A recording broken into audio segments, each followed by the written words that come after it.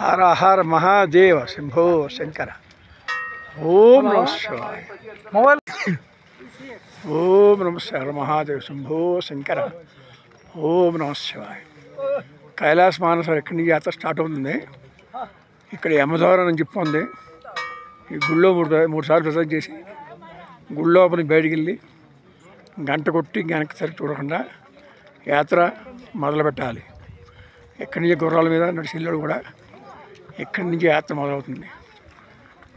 ఇదే కైలాస మానసరోవరం. ఈ వెనకాల కనపడుతున్నది మంచలింగమే కైలాసపతి.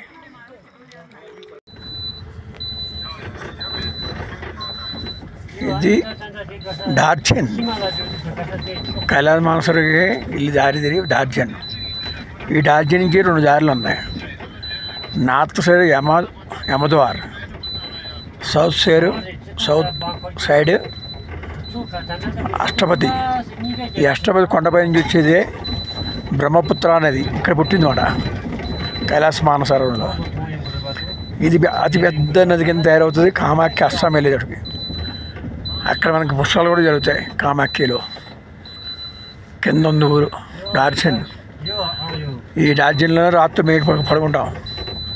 3 రోజుల పరిగణలో తిరిగి వచ్చే వరకే ఉంటాం మేము. డార్జన్ చైనా.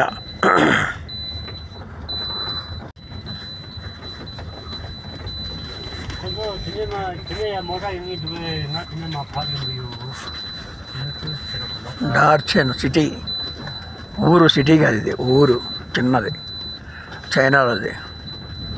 కైలాస మానసరోవరానికి దారిది. ఇక్కడి నుంచి యమద్వారం నార్త్ సైడ్, అష్టపతి సౌత్ సైడ్. ఈ కొండపైకి వెళ్ళడానికి సౌత్ సైడ్, అష్టపతికి వెళ్ళడానికి కారు మీద వెళ్ళచ్చు. యమద్వారం వెళ్ళడానికి కూడా కార్లు వెళ్తాయి. యమద్వారం నుంచి నడిచి వెళ్ళేవాళ్ళు గుర్రలు ఎక్కేవాళ్ళకి దారి. కైలాస మానసరోవరానికి దారి.